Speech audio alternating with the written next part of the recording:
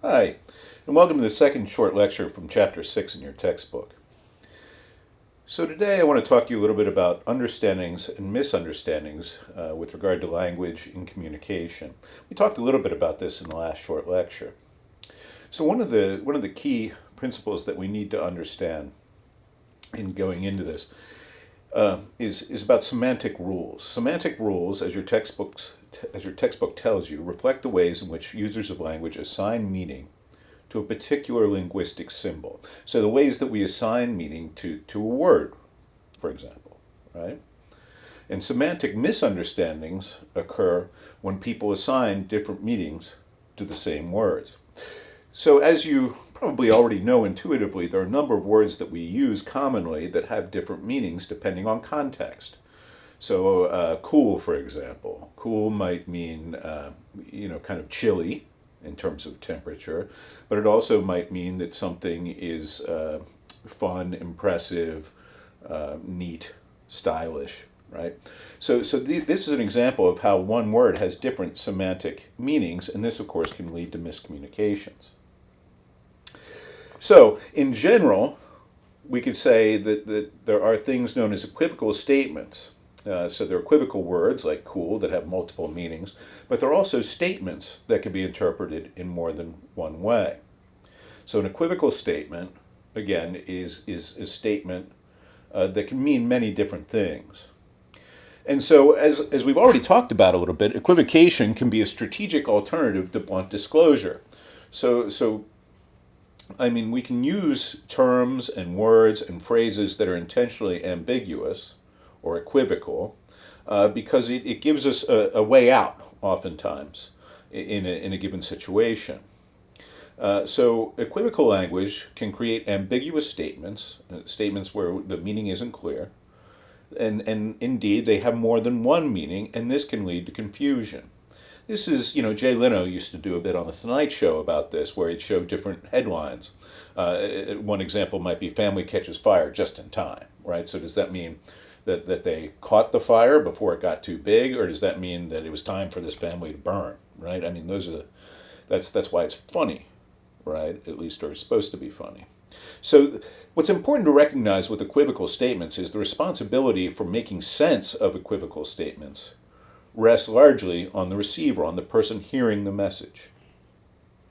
And this is one reason why feedback, when that person responds to you, and perception checking, when you're trying to make sure that you perceive the situation accurately, this is why these things can be important, because many of our statements can be equivocal. And so through feedback and perception checking, we can find out if the person listening to our message is making sense of it in the way that we intended. Now, another reason we have semantic misunderstandings is because some words are relative and only gain their meaning through comparison. So, fast and slow would be an example. Short, long, or short, tall, big and small. These words only have meaning in relation to one another, right? I'm tall in comparison to my kid, right? But I'm not tall in comparison to Shaquille O'Neal, right? So these kinds of words, these relative words, only have meaning in relation to both their opposite word and in a given context. Now, of course, some of these terms we use so often that we think they have a clear meaning, but they don't. So an example of this was a study where we asked people to assign percentages to terms such as probable. So if you asked me, are you coming to my party? And I said, probably. And you had to give a percentage chance. How likely is it that Erik's going to come to my party? Well, people were all over the map when we asked them this, right? When we asked them, what does probable mean if you had to assign a number to it? Some people answered, well, that means they're not coming at all, right? Other people said, oh, well, that's like a 99% chance they're going to show up. So probable is one of those relative terms where we think we know what the person's talking about, but we might not, right? Because it depends on context, because it depends on the person hearing the message to interpret what that means. And so one way that we try and deal with that is assigning numbers, to words, right, and to meanings. This is why when you go into the doctor, for example, and they ask you, well, on a scale of 1 to 10, how much does this hurt? With 1 being not at all, and 10 being the worst pain you've ever felt, right? I've been asked that many times. I've had back problems throughout my life. And when you go to the doc, they ask you, well, on 1 to 10. And my reaction to that question has always been, well, it's relative. This isn't a fair gauge, but I understand what they're trying to do. What they're trying to do is narrow down, take away the relative component of this kind of language and assign it a number to make it more specific. So another mistake that we can make with regard to semantics is that we use statements where we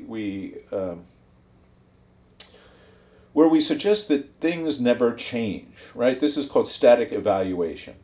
So an example would be, oh, well, Bob is a nervous guy. So this suggests that Bob is always a nervous guy. And that probably isn't true, right? I mean, you've probably heard statements like this from brothers and sisters, right? Like my kids like to tell each other, oh, you're so dumb.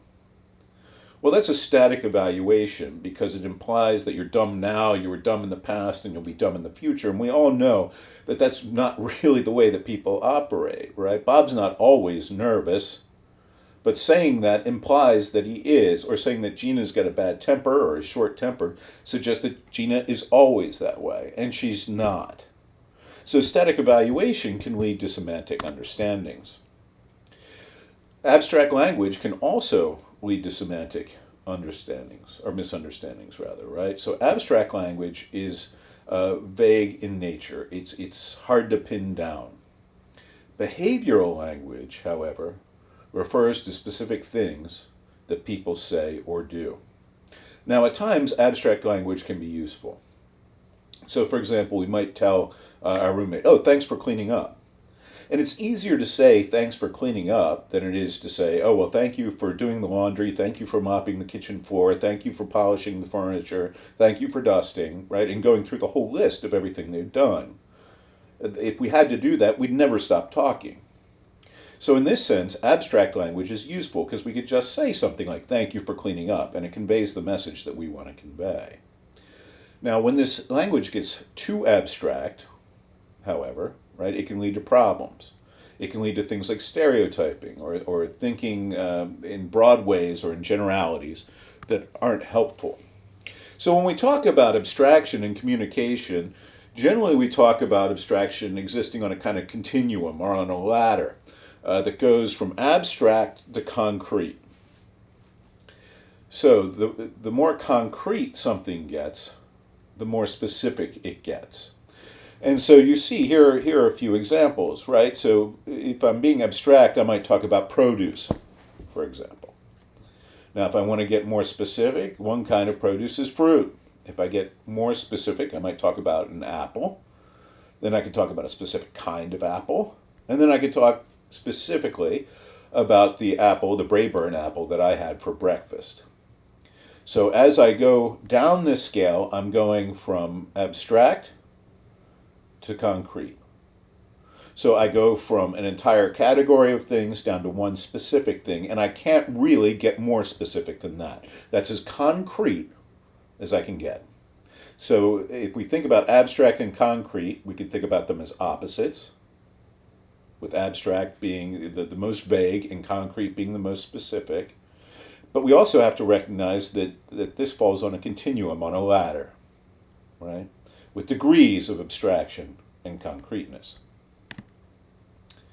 Now, with syntactic rules are the rules that govern the grammar of language. So to put it another way, syntactic rules govern how words can be arranged, how we put signs together. And of course, there are different regional or co-cultural dialects that are governed by different syntactic rules. So, for example, I might say, oh, I'm going to go over there, right? And my language is governed by the syntactic rules that I learned as I was growing up. Now, my wife, who's from Georgia, might say something like, oh, I'm fixing to go over yonder, right? So that's governed by the syntactic rules that she learned growing up. And so what's interesting about this is that today linguists have been suggesting that dialects should be viewed as different rather than deficient forms of English. So back in the day, or long, 10, 20 years ago, at least when I was growing up, there was what we called proper English. And the idea with proper English was that if you wanted to speak English correctly, you used proper English. Today, we've tried to be more inclusive and to bring more people into the loop and say, listen, the way that you speak English isn't necessarily wrong, it's just different. And so this has created any number of debates, and this is a hot topic, particularly in communication.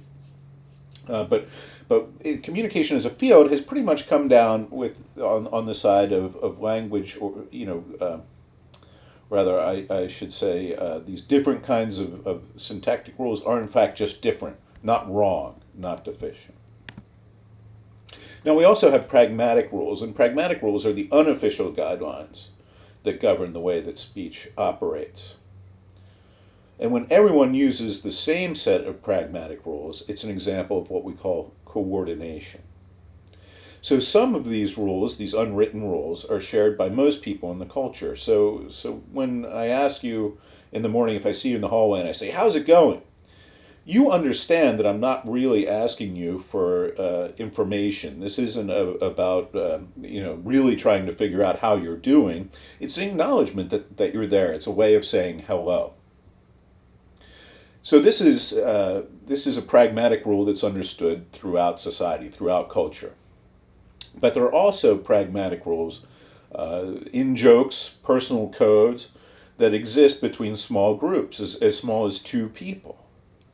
So, for example, when I was in high school and I was a kid and we wanted to go out and smoke behind the janitor's shed, you'd ask somebody, hey, do you want to go catch? And the idea behind that was that you weren't saying, oh, hey, do you want to go smoke? Because you might get in trouble for saying that. And the other person knew that catch meant catch a smoke, right? To go out and smoke a cigarette. So that was a form of pragmatic rule that existed within just this group of smokers, right, that I hung out with in high school.